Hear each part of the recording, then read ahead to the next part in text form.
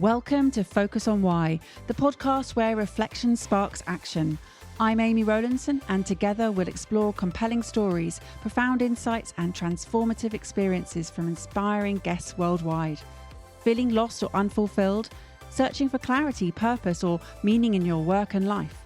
This podcast invites you on a journey of self-discovery to align your work with your values, shape your future with intention, and create a purposeful way of life. Have a purpose, have a plan, focus on why. Before we dive in, are you considering creating a podcast, or are you already hosting one, but it's not producing the results you desire? As a podcast strategist, I can help you launch or relaunch a purposeful and profitable podcast that will inspire, entertain, and educate a global audience. Book a call with me today. The link is in the show notes, and let's transform your podcast vision into reality. Today on Focus on Why, I am joined by Dr. Simon Raybould.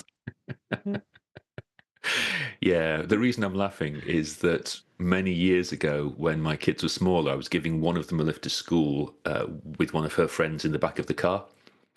And my daughter turned to her friend and said, "My dad is a doctor." Her friend said, "What's that?" And my daughter said, "It's a bit like a brownie badge, but slightly harder." So a PhD, slightly one up from a brownie badge. That's Absolutely love it. And recently I had Hannah, and she was talking about not being the useful type of doctor. So what is this about dismissing this doctorate that you have worked for years about? because it's a doctorate in geomedical statistics, and I haven't done geomedical statistics for about 20 years. So technically, it is a title that I still hold, but it is no longer a relevant title, if you see what I mean. I get it. That's not to dismiss it. It was revolutionary, and by definition, it changed the world at the time, because that's what doctorates do. But I don't feel the need to use it anymore. Particularly, I do sometimes if I need to get a table at a restaurant and that kind of thing. But usually I don't feel the need to use it because it's not quite so relevant to the stuff that I do now. I find people like it because they know that means I'm smart and all of that kind of jazz, and whatever they tell me I will understand, but it's not something that I necessarily throw about. I sure as hell don't have it on business cards and things. I do, however, have it, for example, on the front of books, because it just means that I sell more books. Fair enough. And why not leverage it? Because it was well worked for, well, a lot of work there. So Yeah. you said doctorates are there to change the world. And that's what you did at the time. Are Yeah. you still changing the world?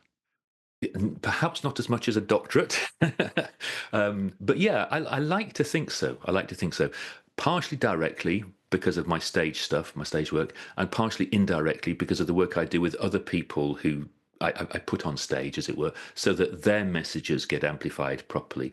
And I'm quite keen that I find that balance still between me being on stage and my clients also being on stage. That balance between the two is really something that I value quite a lot, actually. Yeah. So let's just dive in with what you're focusing on at the moment to give us an understanding of what you're up to.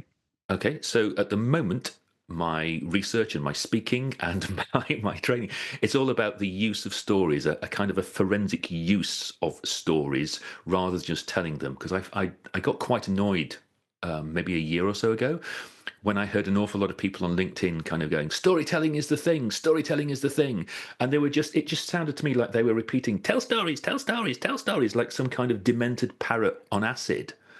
But without actually understanding why stories work, how stories work, which stories work, and all of that kind of jazz. So, for example, I saw adverts by presentation trainers going, give me $977 or whatever it was, and I will teach you the structures of Hollywood movies and all of that kind of jazz, which is great. There is a structure to Hollywood movies. You can design a Hollywood movie to be a blockbuster. It's just that those are fictional stories, and what we should be using on stages are not fictional stories. They should be stories about the real world stuff that has happened, in order to either inspire or entertain or educate or all three of them or whatever.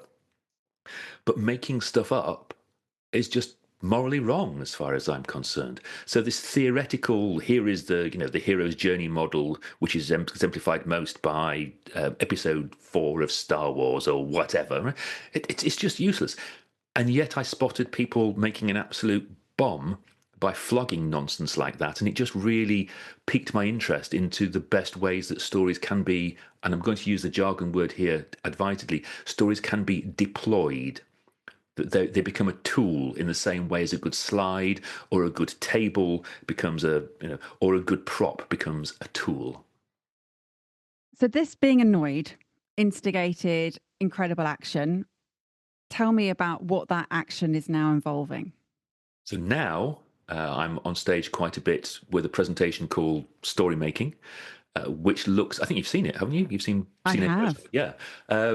Which looks at what kind of stories, what size stories we should be telling, so that people can change their behaviours.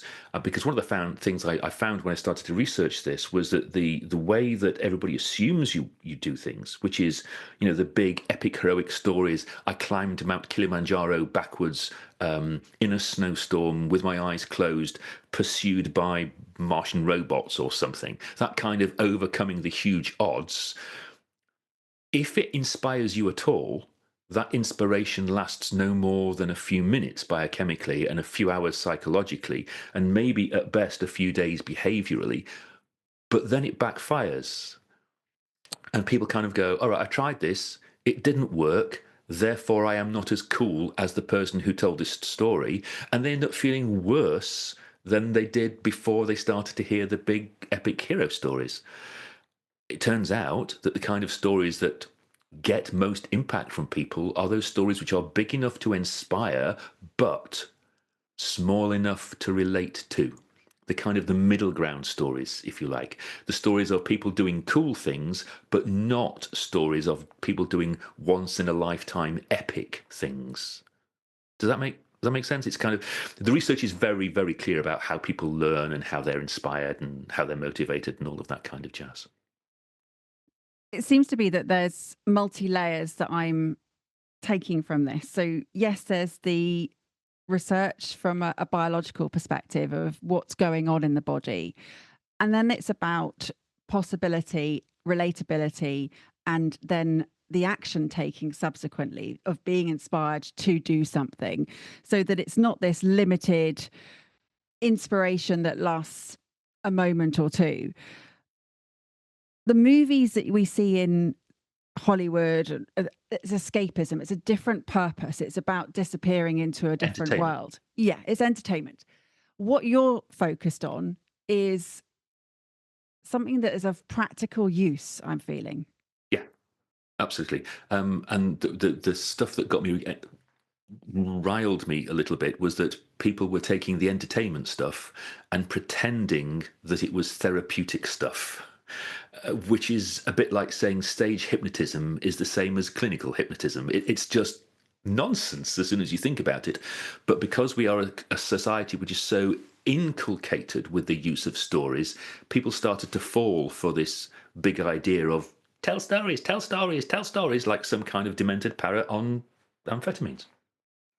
I And love is that that image. I love that image. The demented parrot on amphetamines. and is that why you have a parrot on the front of your That's book? it. Yeah, it's us. Yeah. And so occasionally I've got a parrot for a prop when I'm on stage and that kind of thing as well. Just because I don't want people parroting stories. I almost don't care what stories they use. What's much more important to me is the fact that they have thought it through and intentionally decided to use a story rather than just spouted any old tosh that they've heard other people encouraging them to do. And you used a word a moment ago, inculcated, which is not a word that I hear used very often at all in terms of instilling a habit or an attitude, an idea. Like tell me why choose that word, and because you're very specific about what you say. I can hear that already. Quite often, usually I am, yes. Occasionally I will forget myself, but I try to be. Inculcated in the sense that stories are endemic in our society. Everything that you look at has a story behind it.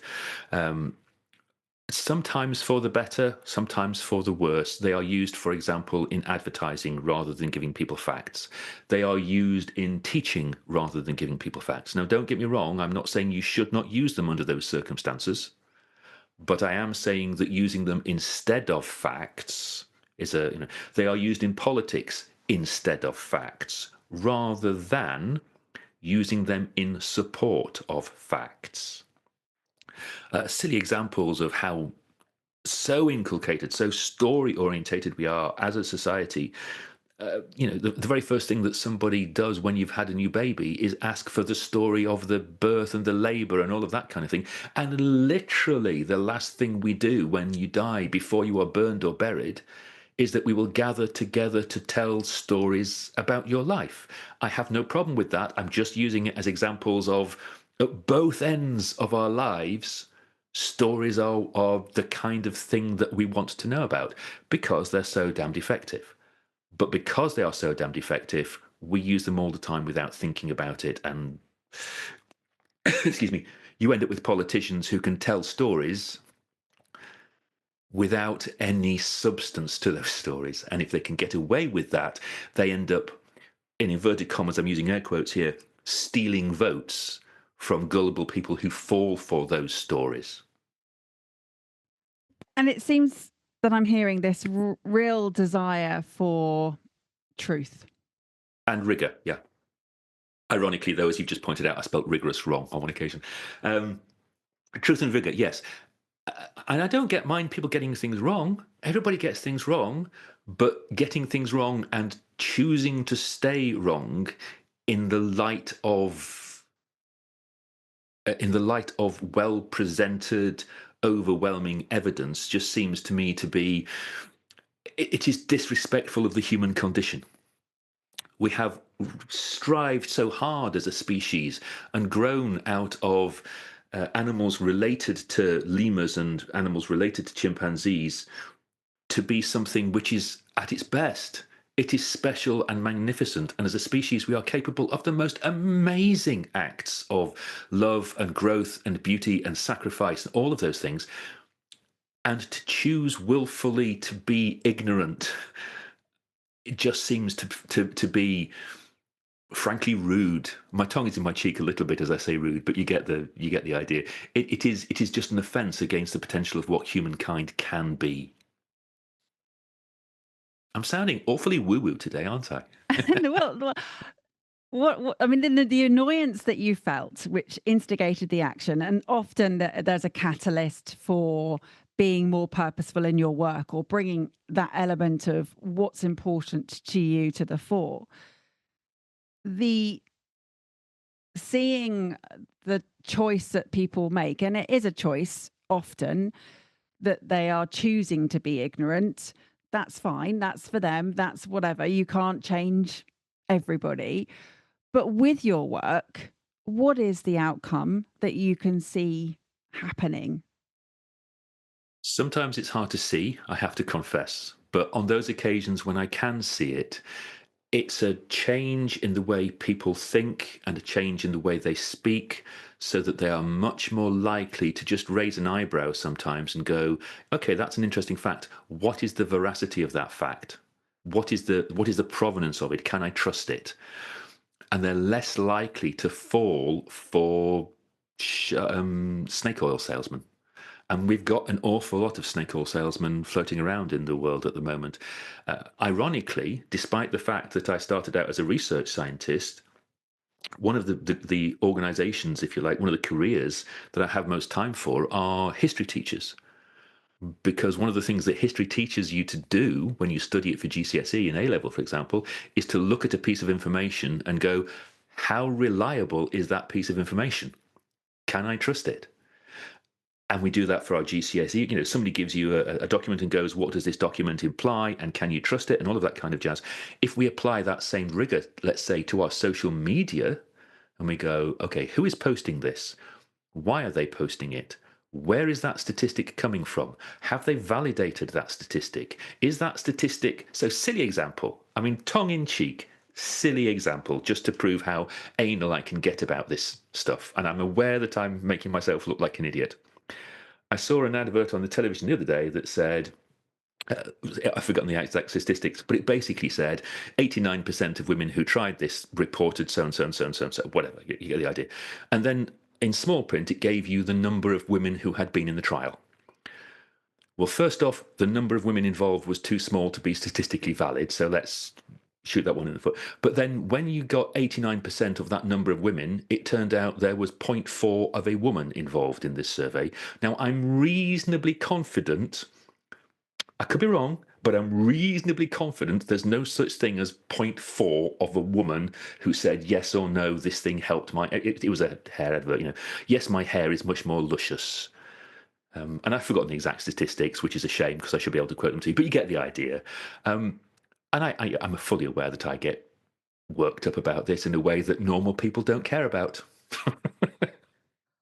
I'm thinking about a book I've read in the past, which is Factfulness by Hans Rosling and various other members of the family. I've forgotten the other two involved, but Factfulness is about questioning and challenging what we think we know and what we are basing all of our decision making and what we have a huge amount of bias around. What I'm hearing you saying is exactly the same, is to actually question and verify before you proceed, because of making decisions based on incorrect information has huge consequences. Yeah, absolutely. And I would go even further and say that if you are going to start spouting these things, you need to really make sure you understand it. So, for example, you come across the 10,000 hours idea that you can, 10,000 hours to mastery. That's not what the research says. I mean, 10,000 hours to mastery is, I mean, you need a bleeper at this point. It's bleep, bleep, bleep, bleep, bleep, right? What it says is, on average, it takes 10,000 hours to mastery, which means very different things. It takes a lot more than 10,000 hours to master playing the violin. It takes a lot less than 10,000 hours to master playing the cajon. Out of interest of the two, which of the two do you think I can play better? Just a thought, I can just about scrape a tune out of a violin, but I'm pretty damn good on a cajon because it only takes a couple of 100 hours on a cajon because it's an easier instrument to play. And yet we've got this myth in society that if you put 10,000 hours in, you will become a master. Or there's this tosh about 93% of communication being, you're rolling your eyes, but people still spout that, and people still believe that because they've not read the original research, nor have they read the disclaimers from Professor Raybould saying this is tosh. They just see that stuff spouted and believe it. I could go on and get on my high horse. There's the VAC model and a whole bunch of things that are really popular, but are absolute nonsense. And a lot of, especially with the Mehrabian theory there, it was distilled into a newspaper report and therefore it then got mass marketed from that as opposed to from the original source. Yeah. And this is what you're saying about social media, is that it will be an interpretation from someone reading something, then writing it. And now with the advance of AI, we've just recently had a situation where Apple News was using AI and taking BBC News, but then getting it wrong in its interpretation. And so interpretation is at the source of a lot of issue here. And it goes back to what you just said about being fictional. Yeah. It becomes fiction. It becomes fictionalized, and therefore, and in doing so, it becomes much easier to spread. Yeah. So you made your point there about it being from social media, people reading social media. It's not even as straightforward as that, because people read social media, which is based upon social media, which is based upon social media, which is based upon social media, which is based upon social media, which is eventually based upon somebody misinterpreting a report. By the time you've got to 9 times removed from the raw data, it's almost impossible to know what the raw data actually said. And one of the things I'm quite a stickler for in the way I teach and the way I train is that whenever possible, I will go back to the original raw source material and fight my way through that. We were joking earlier on about me not using my PhD anymore, but actually that's when I do, because I can read statistical research papers in the same way as most people read The Guardian. it's probably more expensive than The Guardian, but you can. So, for example, the last book, but one, you were looking at story making there. The last book, one, Presentation Genius, I cited over 400 research papers just because I had ploughed my way through the library for far too many days and nights that I want to remember, to be honest. um, because I wanted to make sure that I got things absolutely, absolutely right. And there are other things that have slipped into our cultural significance, such as the hierarchy of needs. Was never intended as a hierarchy. It's useful to think of as a hierarchy, but the original stuff doesn't talk about it being a hierarchy. And there's the idea of the grief curve, the idea that you go progressively through one stage to another stage to another stage to another stage. Tosh! You jump about the place all over the place, but because it looks good on a graph, it's become popularized and accepted and normalized and all of that kind of jazz. So in my head, I want to somehow have 4 categories of data, and I'm spitballing here. This is not something I've thought through. Facts which are true, facts which are false. They're easy. A fact which is, I don't know if it's true or false. And there is another category of fact which I want to play with sometimes, which is, this is tosh but useful despite being tosh. Just because it gets people to think in a different way. And the fact that you just had 4 categories there, I assume, and I'm making an assumption here, that there is a desire to distill and reduce because it makes it easier for us to process and to Yes. learn. So the distillation of information into making it more simple, that's when the details get lost. That's when the errors are made. That's when assumptions and generalizations happen. And where I hear your relevance of the storytelling, used it to disseminate information in a positive way, in a way that is relatable for us to then take on board and remember and recall more information than if it was just a list of data. Absolutely. So some of the research I've done personally quite recently looks at whether it is better to give people a story and hook facts on the story, or whether it is better to give people facts and hook stories on the fact. If you see the two way around here. Turns out people like it much more if you give them a fact. If you give them let's call it a learning point. So it doesn't have to be a fact. It could be something they need you to do. If you give them a learning point and then illustrate the learning point with, so for example, so-and-so did this, and this. And such a person did that, and that. So that people then understand the importance of the learning point and they can apply it in their own environments. And they're much more likely, therefore, to remember it and act on it.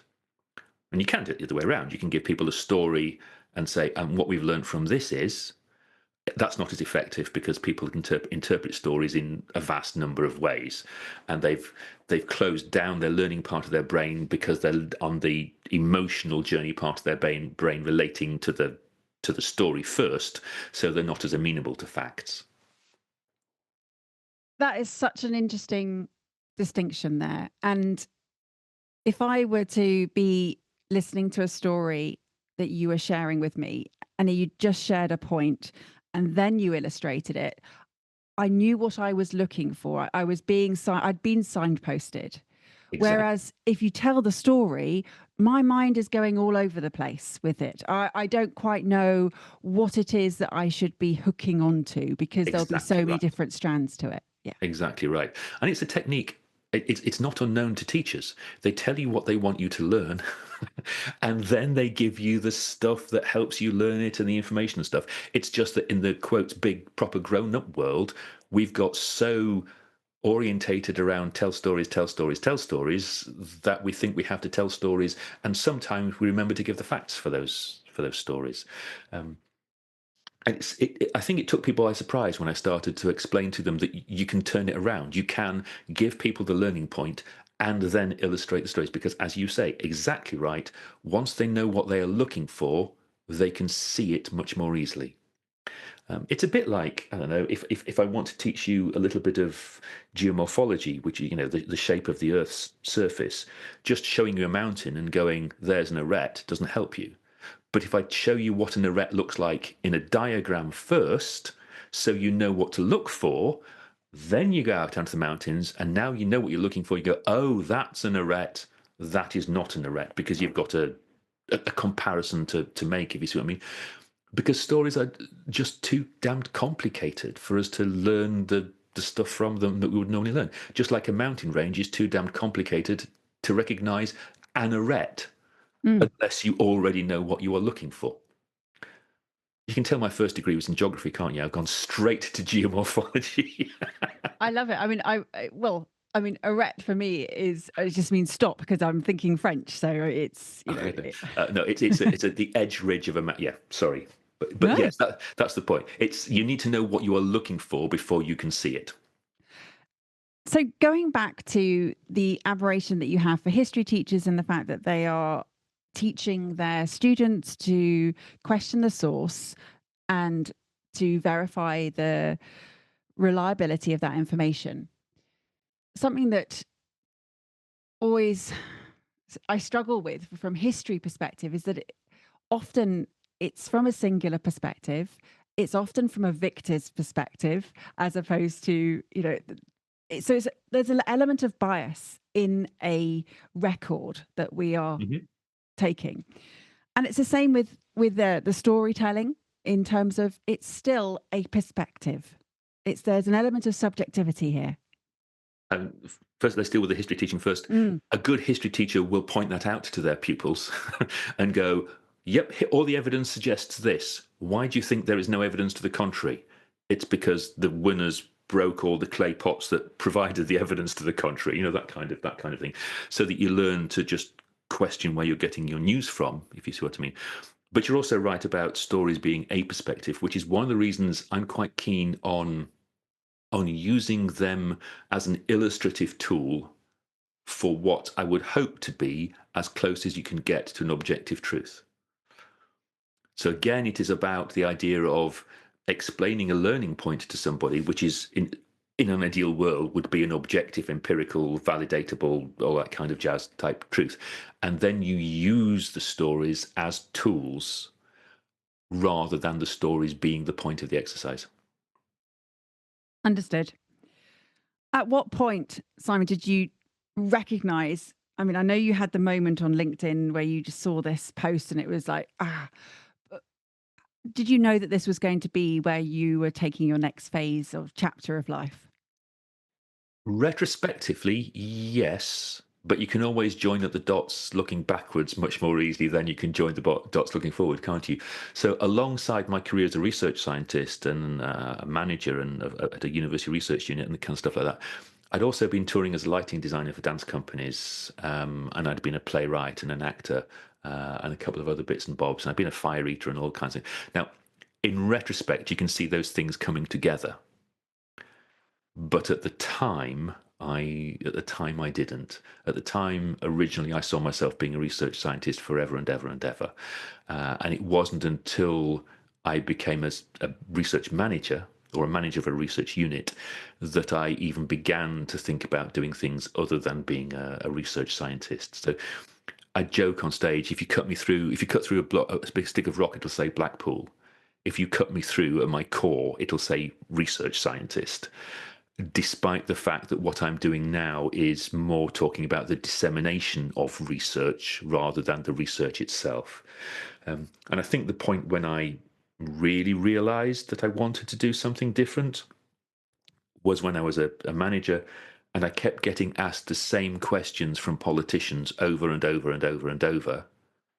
And I realized that either politicians were stupid or my research scientists were bad at explaining it.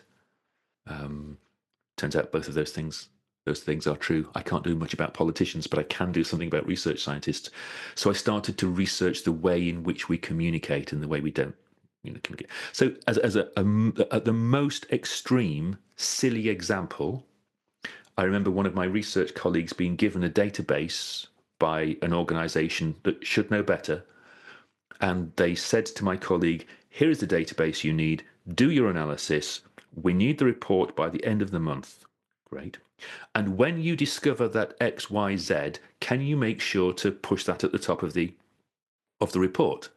And my colleague looked at me and floundered for a second because they were quite a junior colleague. And I kind of went, if the research says X, Y, Z, then that is what we will put in the report.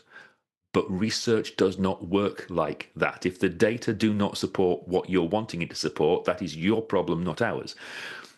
And I started to realize then how little people understood about what research looks like and what science looks like and all of that kind of jazz. And we've got to a stage now where people very often don't trust scientists, firstly because they're told not to by superb political storytellers, but also because people think as a science is a body of knowledge, and it's not. Science is a process. And that means that it's okay for science to change its mind. We used to think that. We've done some more research, we've learned better, we know better, and now we think this. Which is why it is so damn difficult to get a scientist to give you a yes-no answer. Because they will always hedge their bets with, well, to the best of our knowledge, so far, under these circumstances, probably. And you can imagine how difficult it is for that to propagate through social media or through the newspaper when you've got a superb storyteller going, climate change isn't real. Look, it's got hotter here, not colder, or it's raining here, not drought, or whatever. And people don't understand the difference between climate and weather and all of that kind of jazz. And yet the research scientists are going, well, on average, the trend is plus or minus, yada, yada, yada. And people can't hear that. And that desire, again, for an absolution and an understanding is around fear, because if we don't know, we are in an unknown, and that's uncertain and that's scary. And our brains abhor the unknown. So what we know, one of the few things we know for absolute certain about our brains is if you give them two data points, they will connect the two of them with a story. Because uncertainty is expensive for the brain. Let's just spend 5 minutes on the neuroscience of here, quite superficially. Your brain uses a lot of energy to think, and therefore your body and your brain wants to stop thinking because that's more calorie efficient. So it is easier to jump to a conclusion than it is to constantly keep saying to yourself, is this true? I don't know. When will I know if it is true or not? Don't know. Okay, I'll ask myself that question again in 5 minutes.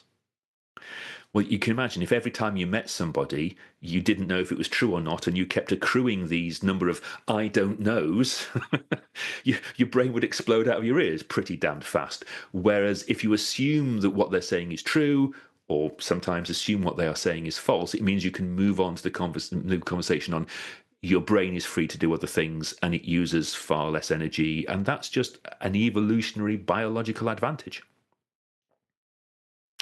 That sounds awful, like I'm saying that stupidity is an evolutionary advantage, but that's not quite what I'm getting at. I didn't go there. Okay. I'm also interested about the whole connecting the dots backwards as well, in terms of the roles that you've had in the past: the lighting designer, the playwright, the actor, the fire eater, the research scientist, shining the light on what matters. You were doing that as a lighting designer, right? Yeah. You were spotlighting what to focus on. This Yep. is it. I had to make the dancers look good. Yeah. Exactly. And so highlighting to the audience the story. It was there, even in that role, which is fascinating. And then, through to the playwright, again, writing a story, doing it well. Absolutely. Yeah. The plays tended to be commissioned for that very reason. And now you put it like that. I even learned to do fire eating as a way of illustrating. So I was doing drugs education work in schools. As soon as you do that, the kids go, sorry, so we've had more drugs than you've had hot dinners, bugger off, right? But if you started the workshop with fire eating, they sat down, shut up and paid attention. And then you should see the health and safety report, honestly. But then what you do is you go, and what are the similarities and differences between fire eating and drug taking? Well, the similarities are I'm putting something in my body. And it's cool. We're all agreeing that fire eating is cool. Yes, then they all nod their heads. Awesome. But then you say, what are the differences? Well, the differences are I can do it in public.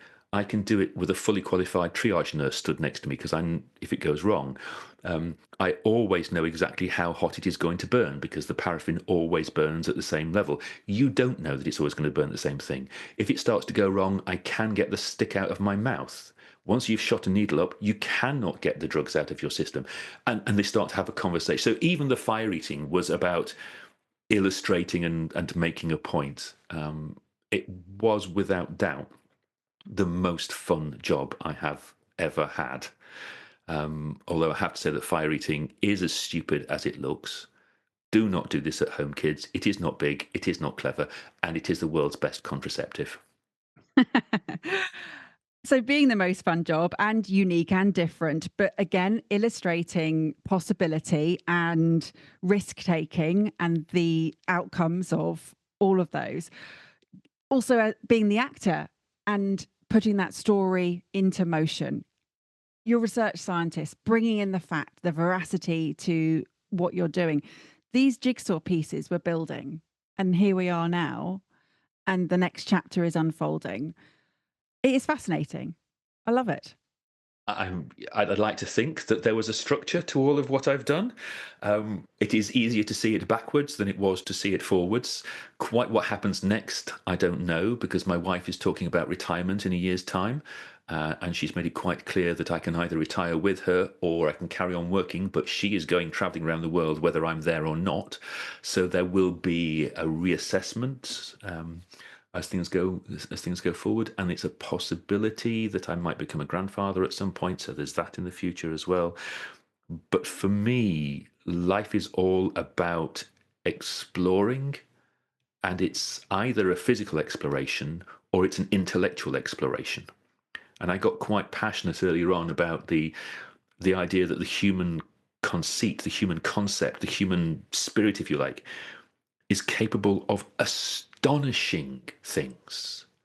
And I want to explore and help people explore what it is capable of, because humans are just freaking awesome, aren't we? I mean, if you look at the bad stuff we've done, yeah, we are despicable and we should be wiped off the planet because we're evil and all that. But on the other hand, some of the stuff we have done and seen and created is just breathtaking, breathtaking. And almost all of us, in the right circumstances, with the right support, with the right education, and with the right tools, can do and be better than we were before. And as a society, therefore, and as a culture, and as a species, we can do and be better than we were before. There's a phrase of mine, a mate of mine called Dave Aldew, who has this strapline. He said, "Am I better than yesterday? I don't need to be good. I don't need to be perfect. Nobody does that. But am I better than yesterday?" And that's kind of a mantra that I kind of want to live by. Am I stronger than yesterday? Yes. Am I wiser than yesterday? Maybe less so. Am I older than yesterday? Certainly. Am I more tolerant than yesterday? Yes. Do I know more than yesterday? Yes. And all of those little changes build up into what I would like to think is a respectable pattern. And life, as you said, is a process. Science is a process. Life is work in progress. Yeah, And yeah. I see this whole evolution of the way that you have taken every single area of expertise and experience and layered it and reflected upon it and then thought, okay, so how can I build with that new knowledge? How can I take this information and be of more relevance to people from a statistical, research backed, evidential perspective? Let me explain what storytelling can do and how Well, it can make a difference. yeah, and you like the version of the story making work keynote that you saw really seemed to land with people, because I had dozens and dozens of people coming to me afterwards and going, "That was epic, that was awesome, yada yada yada yada," in a way that they didn't necessarily respond to those speakers who just extorted them to, "You must do this, you must do this, you must do this," without any evidence and without any story backup, and they just threw stuff at people. I was blown away by how well it was received. I went and hid in the toilets Well, I certainly looked you out that evening to share with you just how well it had landed. And I don't know if you have a link that we can share with the audience if they're interested in watching it. I don't know if that's available publicly. It's about to be, and as when and if it is, it'll be available via the storymaking.business website. Amazing. Well, we'll put that link in the show notes, and if it's not there yet, it will go there when it is. So we will absolutely. update that. Absolutely. Simon, thank you so much for sharing why you do what you do. How I've been could here long enough to run out of a cup of tea. That's pretty good going. well, we'll put these in the show notes as well, but where would you direct people to connect with you? Easiest way to find me is LinkedIn. It's Simon-Raybould-presentations. Raybould, it's Raybould. That U is important. It turns out there are two Simon Rayboulds on LinkedIn. And one of them is a baker in Canada. And somebody connected with me and I accepted. And we had this conversation about baking bread. And because baking bread is a hobby of mine, I was happy to go with this. And it wasn't until they said, "So how many 100 loaves do you bake every day?" that I kind of went, no, wrong bloke. I make a couple a week, maybe. So it's Raybould, or the storymaking.business website will find me as well. Amazing. And I love that. Breaking bread or baking bread. Let's go there. But yes, Simon, thank you again. It's been My pleasure. I could ask you so many more questions, but our time is up. Have you got some final words, please, for the listener? Yeah, I would. No. Final words are for people who know more than I do. Which is probably a good final word, I think, isn't it?